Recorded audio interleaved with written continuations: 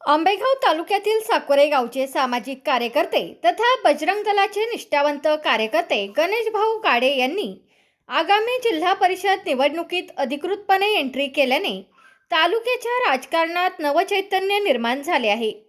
हिंदुत्ववादी चेहरा म्हणून परिचित असलेले गणेशभाऊ गाडे यांची आंबेगाव तालुक्यात वेगळी ओळख असून त्यांच्या या निर्णयाची सध्या सर्वत्र चर्चा सुरू आहे. गणेशभाऊ गाडे हे अवसरी जिल्हा परिषद गटातून इच्छुक उमेदवार म्हणून निवडणुकीच्या रिंगणात उतरले असून त्यांच्या पाठीशी तालुक्यातील मोठा युवा वर्ग ठामपणे उभा आहे. सामाजिक कार्य, हिंदुत्ववादी विचारसरणी आणि जनतेशी असलेली थेट संपर्क यामुळे तरुणांमध्ये त्यांची लोकप्रियता दिवसेंदिवस वाढताना दिसत आहे. सामाजिक कार्याच्या माध्यमातून विविध प्रश्नांवर सातत्याने आवाज उठवणारे गणेशभाऊ गाडे हे सर्वसामान्य जनतेच्या सुखदुःखात सहभागी होत असल्याने त्यांना मोठ्या प्रमाणावर जनसमर्थन मिळत आहे. ग्रामीण भागातील प्रश्न, युवकांचे रोजगार, सामाजिक एकोपा आणि हिंदू संस्कृतीच्या रक्षणासाठी त्यांनी केलेल्या कामाची दखल घेतली जात आहे. त्यांच्या या राजकीय प्रवेशामुळे अवसरी जिल्हा परिषद गटातील प्रस्थापित आणि ताकदवान उमेदवारांना मोठा धक्का बसणार असल्याची चर्चा राजकीय वर्तुळात रंगली आहे. नव्या नेतृत्वाचा उदय आणि युवकांची साथ यामुळे ही निवडणूक चुरशीची ठरण्याची शक्यता व्यक्त केली जात आहे. तसेच त्यांच्या पाठीमागे एक अदृश्य शक्ती असल्याचे बोलले जात आहे. ती शक्ती येणाऱ्या काही दिवसात नक्कीच आपल्याला पाहायला मिळेल व आगामी काळात गणेशभाऊ गाडे यांच्या भूमिकेकडे आणि त्यांच्या पुढील रणनीतीकडे संपूर्ण आंबेगाव तालुक्याचे लक्ष लागून राहिले असून जिल्हा परिषद निवडणुकीत ते कितपत प्रभाव पाडतात याकडे सर्वांचे लक्ष असणार आहे. स्वर्गीय शेखरांना माफ केले, यांच्याबरोबर काम केलेलं आम्ही पाहिलेलं आहे. त्यांच्याबरोबर आदरणीय संतोषजी कामकर असतील, त्यांचे सर्व सहकारी असतील. खरं तर हिंदुत्वाची जी ज्वाला शेखर अण्णांनी त्या काळात पेटवली, ती ज्वाला पेटवली नाही तर ती ज्वाला जिवंत ठेवण्याचं काम, धगधगती ज्वाला जिवंत ठेवण्याचं काम गणेश भाऊंनी आतापर्यंत केलेलं आहे. असं म्हणलं तर वावगं ठरणार नाही. पुढील राजकीय जीवनासाठी मी माझ्याबरोबर आलेल्या सर्व मित्रपरिवारांच्या वतीनं भाऊंना शुभेच्छा देतो. आपण सर्वजण अमूल्य वेळ खर्च करून या ठिकाणी उपस्थित झाला, त्यांना शुभाशीर्वाद देण्यासाठी सर्वजण या ठिकाणी आला. पुन्हा एकदा गणेश भाऊंच्या वतीनंही मी सर्वांचे मनापासून आभार व्यक्त करतो. जय हिंद, जय महाराष्ट्र.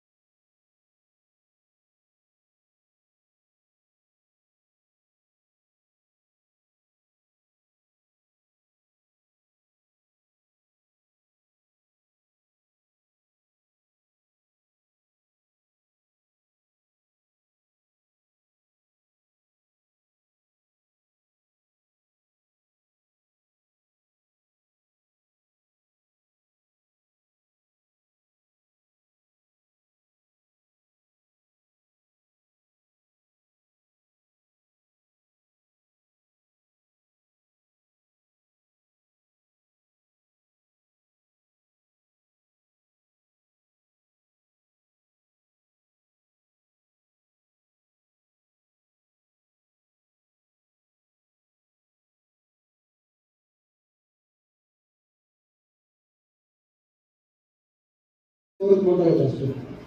आणि या ठिकाणी गणेश भाऊ गाडी आता बऱ्याच पक्षामध्ये असं होतंय का बरेच कार्यकर्ते एखाद्या पक्षाचा कार्यकर्ता आहे मग तो लादला जातो मोठ्या पक्षात आहे मग त्याच्याकडे गाडी आहे पैसा आहे हे आणि मग हे समाजावर लादले जातात आणि मग त्यांचं लोक प्रचार करतात हे करतात पण या ठिकाणी आपल्याला एक संधी असते का एक सर्वसामान्य कार्यकर्ता ज्या वेळेला या ठिकाणी राजकारणात प्रवेश करतो आणि एखाद्या आता इलेक्शन आहे आणि इच्छा व्यक्त करतो त्यावेळेला एक संधी असते आपल्यासारखे सर्वसामान्य कार्यकर्ते त्या ठिकाणी त्यांना सपोर्ट करतो त्याचे मगाशी बोलला सूर्या की मित्र आहे आमचा चांगला पहिल्यापासून तर तो बोलला की मी माझी चप्पल बाहेर काढून येतो आम्हाला पण असायचे सुरुवातीपासून पक्षच नाही हिंदुत्व हेच एवढाच एक पक्ष पण असं नको व्हायला हिंदुत्व म्हणून तुम्ही कोणताही माणूस लादला जायचा आणि आपण त्यांचं काम करायचं जो कट्टर हिंदुत्ववादी असेल त्याच्यावरून आपण उभं राहिलं पाहिजे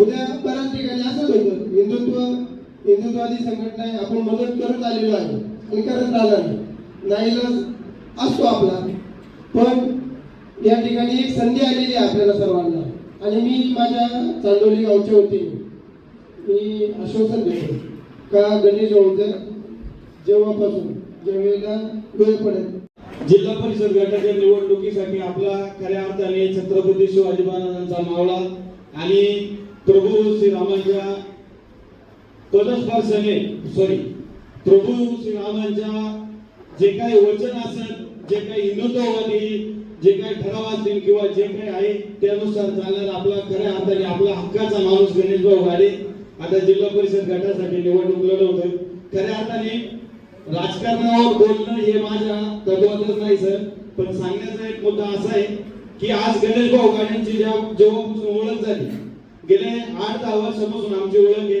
बैलगाडा क्षेत्र असो किंवा कोणत्याही सामाजिक क्षेत्र असो रात्री 1 वाजता जरी फोन केला आणि काही काम सांगितलं गणेश भाऊ माझ्या काही काम असू द्या सांगितलं गणेश भाऊ आज आम्हाला तुमची मदत पाहिजे गणेश भाऊ कधी नाही म्हटलेच नाही आणि यांच्या दृष्टीने मी एक अजूनही शब्द सांगतो उद्या आपण एवढे बसलोय वेगवेगळ्या एरियामधून आलेलोय कोणी कुणाला ओळख नाही नसेल पण आज आपलं नेतृत्व करणारा गणेश भाऊ गाडे जर निवडून आला ना तर आपल्या सर्वांचा इथं बसलेला सर्वांचा विजय असेल आणि हाच विजय आपल्याला इथून पुढे कायम स्वरूपी ठेवायचा आहे गणेश भाऊ गाडे म्हणजे एकदम शेतकरी घरातलं एक नेतृत्व आहे ज्यांनी हलाखीचे दिवस बसून कुठंतरी धर्मवीर चंद्रशेखर अण्णा बांधकिरे अशा कट्टर मैत्रिणीची साथ भेटल्यानंतर या राजकीय क्षेत्रामध्ये असू द्या किंवा सर्वांच्या साथीने या क्षेत्रामध्ये पाऊल ठेवले आणि आपल्या सर्वांची जबाबदारी की आपल्याला आता ते पाऊल शिखरावरती न्यायचंय आणि आम्ही निवडणुकी असो किंवा मंच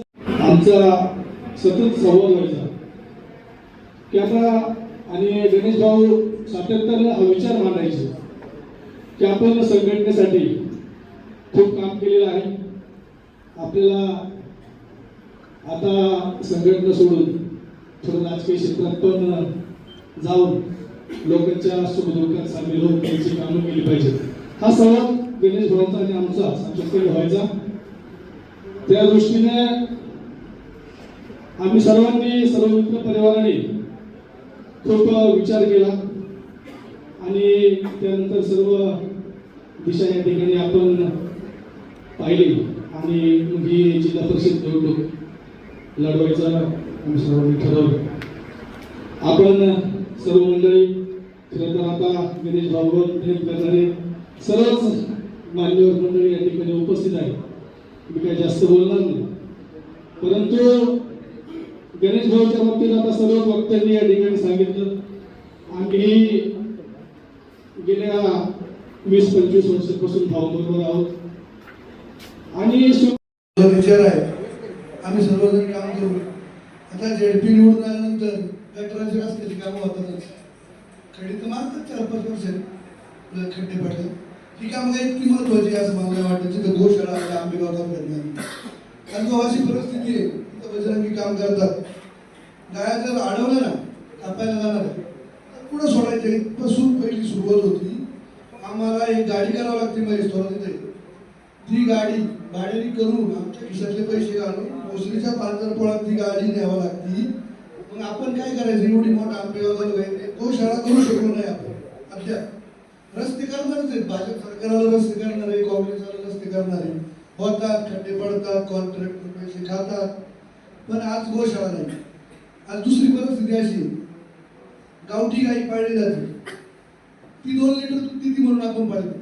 अहो ती 20 लिटर दूध देणारी पण गावठी गाई, त्यासाठी जातीवंत वळूची पैदास केली पाहिजे. दुसऱ्या राज्यात पहा, गुजरातची परिस्थिती पहा, 10 लिटर 15 लिटर देशी दूध देणाऱ्या गाई आहेत. त्यांच्यापासून आपल्याला गोअर्क मिळतो. म्हणजे हे काही या कुणाही यांच्या विजन काय मला डोक्यात दिसत नाही. काही केलं पाहिजे ते केलं पाहिजे आणि असे आपण तर कमीत कमी तिथून सुरुवात करू. आपले गोशाळा झाली पाहिजे जेटपून तेवढं तरी. मग आमच्या तरी गायांची आता परिस्थिती फार खराब आहे. शेतकरी म्हणतो बजरंग गाय अडवतो, असं करते कसं करते, ती कापायला जातात वासरं. अरे पण तुम्ही एक काम करा ना, वासरं कापायला जाऊ नये असं वाटतं ना, तर तुम्ही ब्रिडिंगच कालवडीचं करा. त्यासाठी मला सांगा, कालवडीचं ब्रिडिंग नाही का, फक्त ते 1200 रुपयाला आहे ना. आपण भाजप सरकारकडे जाऊ, आपण शिंदे सरकारकडे जाऊ, आपण राष्ट्रवादीवाल्याकडे जाऊ. अरे तुम्ही युरिया कसा स्वस्त केला, 250-300 रुपयाला बॅग केली का नाही. आपण मागतो युरिया, तशी ती पण 1200 रुपयाला असते, त्याच्यावर टॅक्स फ्री केला.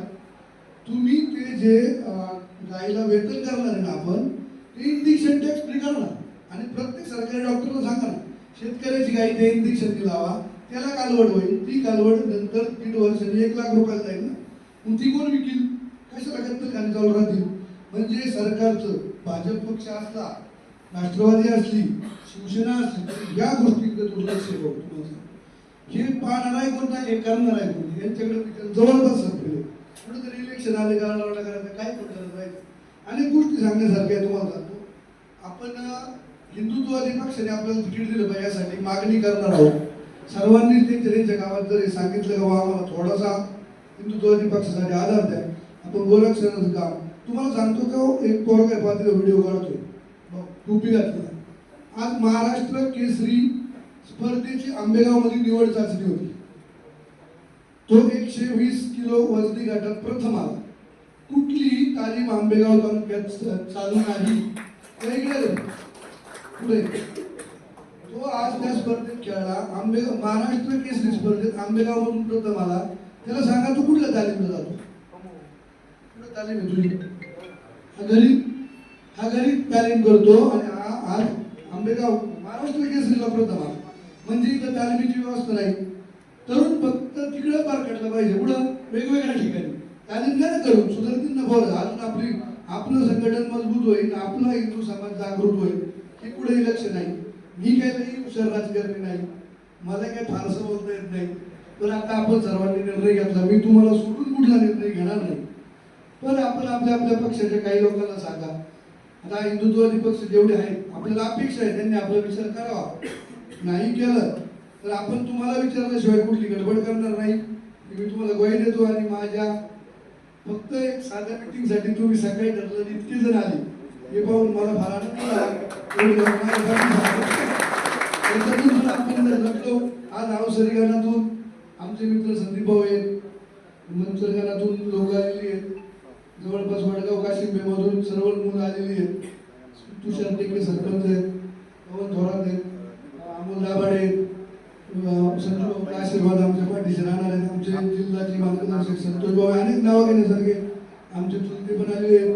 सरपंच अनिल शेठ गाडे, अतुल शेठ आहेत, महेश शेठ. आता त्यांनी गोशाळेत माझ्यापेक्षा गोरक्षणाचं काम फार कडक ते करतात. त्यांना इतक्या समस्या निर्माण होतात. म्हणून या समस्या टाळण्यासाठी आज निवडवाडी त्या ठिकाणी गायरनाची भरपूर जागा आहे, अवसरी ठिकाणी गायरनाची भरपूर जागा आहे, भोरवाडी ठिकाणी गायरनाची भरपूर जागा आहे.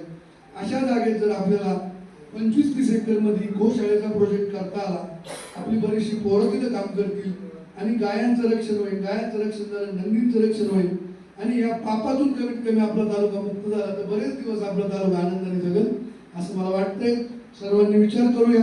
माझे काय अजून कुठल्या पक्षाबरोबर बोलणं झालं नाही, पहिली मिटिंग आहे.